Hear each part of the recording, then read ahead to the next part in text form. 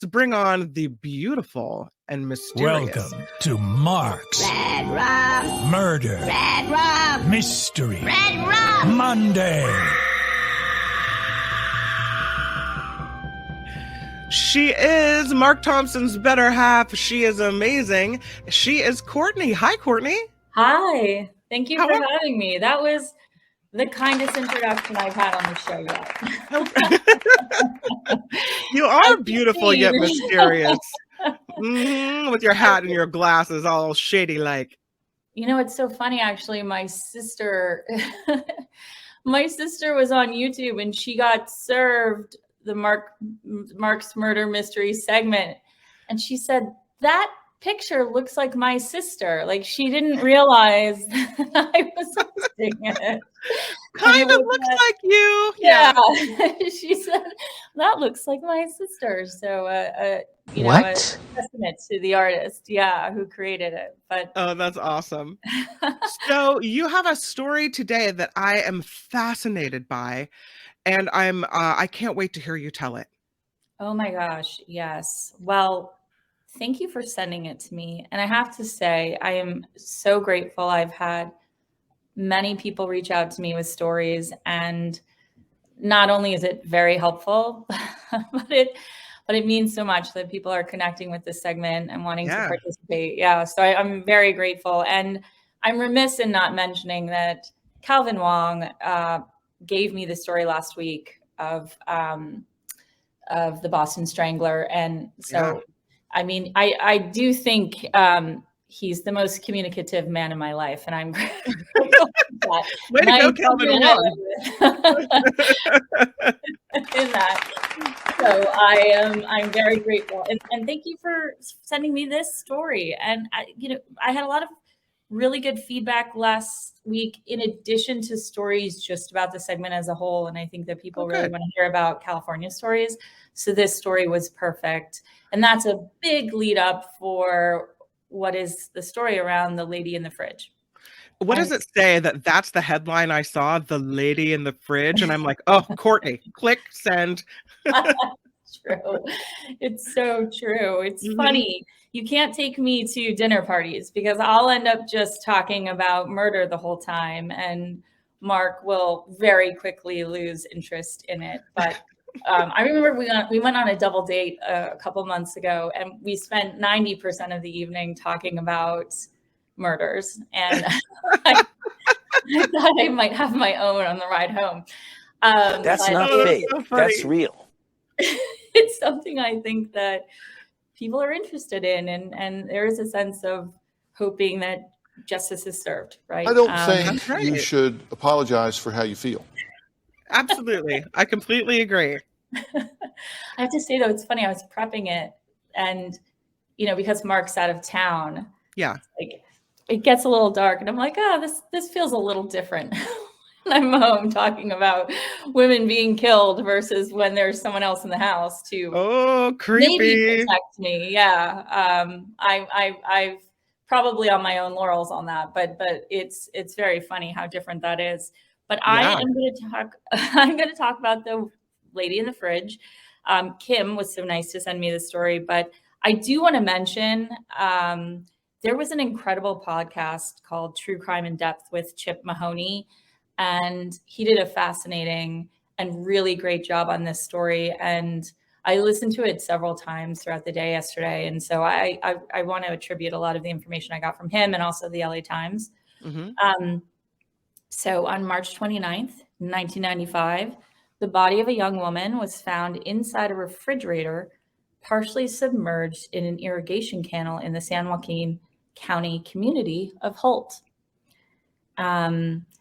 And so for 3 decades, this woman went as the lady in the fridge because she was unidentified, and the case eventually went cold.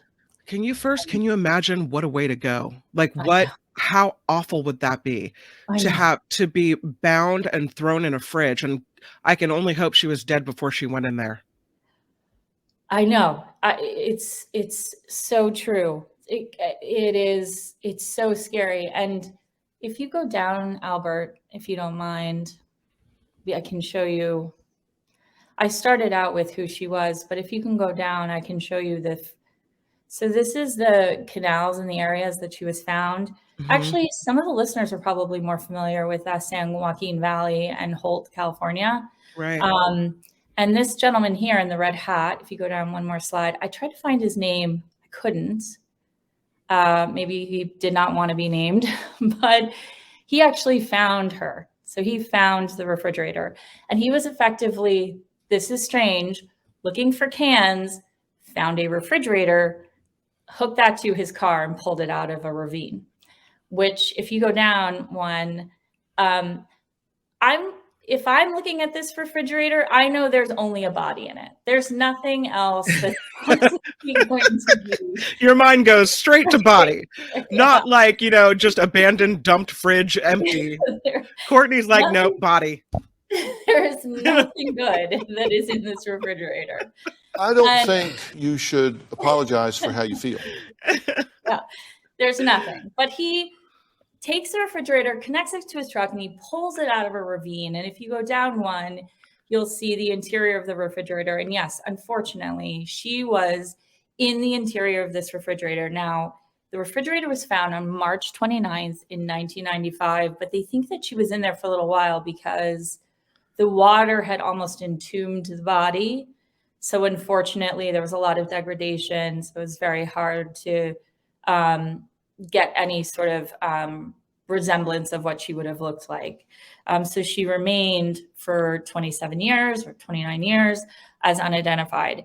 Inside of that refrigerator, she was wrapped in 2 blankets, but she was also in a sleeping bag. And she was very well dressed. She had on expensive hiking boots, blue striped socks. She had on a sweatshirt and t-shirt, shorts. She was wearing her diamond wedding ring, even though she was separated from her husband. And she was also wearing, I have one more slide if you go down.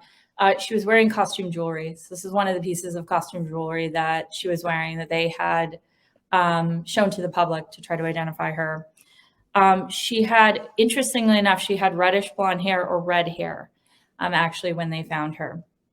And so this gentleman pulls her up, they find her, and then I think it's 29 or 27 years later, they identify her through investigative genealogy.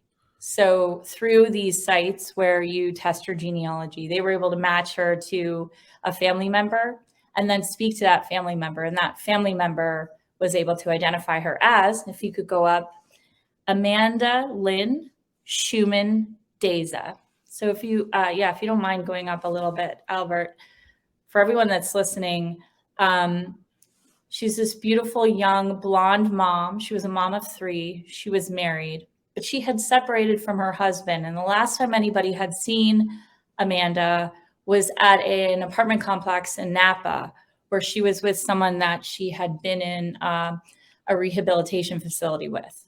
So I think there was a sense that she had fallen on hard times. Had some drug issues or substance abuse problems. Exactly. Yeah. I think they said that without expressly saying that. But and she was known as a free spirit. And I think she liked, now the podcast I listened to with Chip Mahoney had mentioned that she was a free spirit and she really liked going to music concerts. So there's a theory that I'll talk about that he had, but maybe that's why she had on sort of hiking boots and like more sort of informal, outfit, is that she was somehow going to out with whomever she went out with. But that is what she was found in, and that is all they knew of her after the identification. They're looking now to find people who knew Amanda that might have a better sense of who within her, friends and acquaintances might be a suspect. So the podcast I listened to had a really interesting theory. So if you go down a little bit, thank you so much. So just down a little bit more.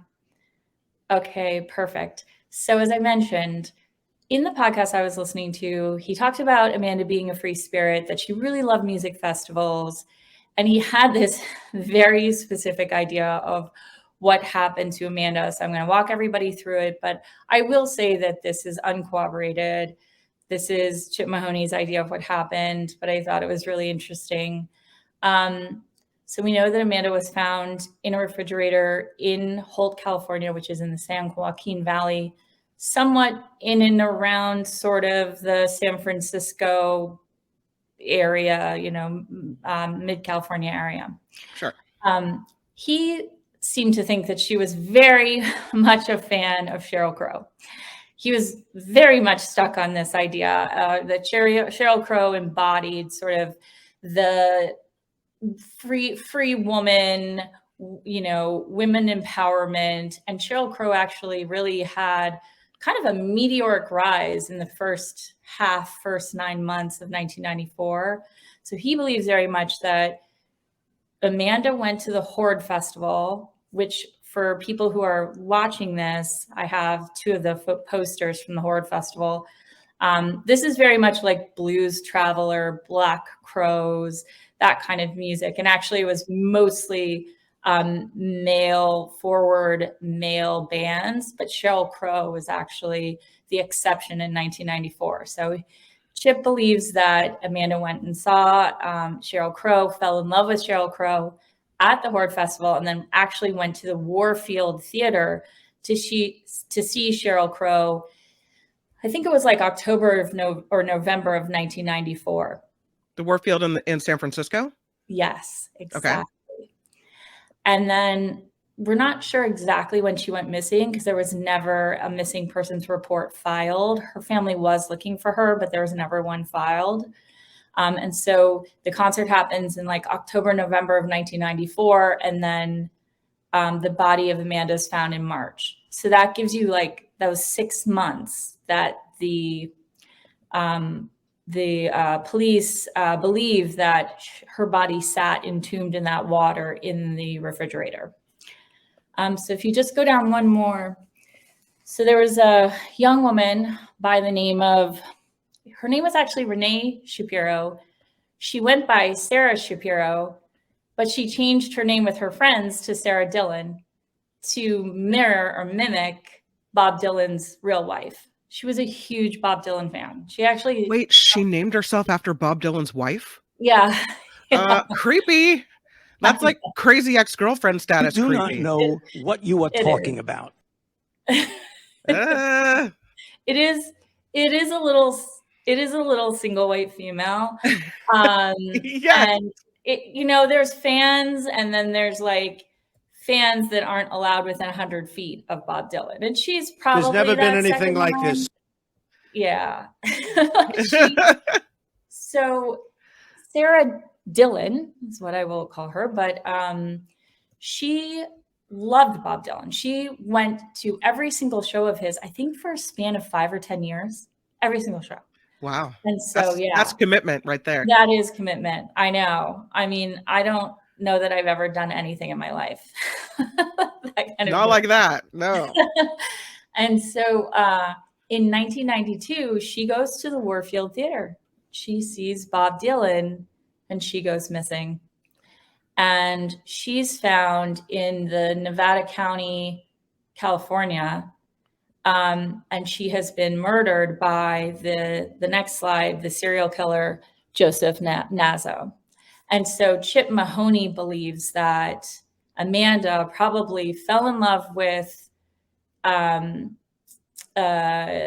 Crow, went to the Warfield Theater to see her after the Horde Festival, and was probably a victim of Joseph Nazo. Oh, so that the two cases may be linked in somehow. Yes, that she's maybe one of the 4 women that were never identified, but he kept very specific records of all of the women that he had interactions with. Joseph Nazo did, the serial killer and serial rapist. As one does, a record-keeping Yeah. serial killer, you I know. mean, most people diary about other things that are slightly more uplifting, but this horrible person kept copious notes about the terrible things that he was doing. I've given a very small example so you can see his crazy person handwriting on the right-hand side, but I've left out some of the more distasteful notes. So I thought this was a really interesting theory. He certainly put a lot of work into bringing around how he thought she might have died. I mean, clearly she had fallen on difficult times. She was not communicating with her family.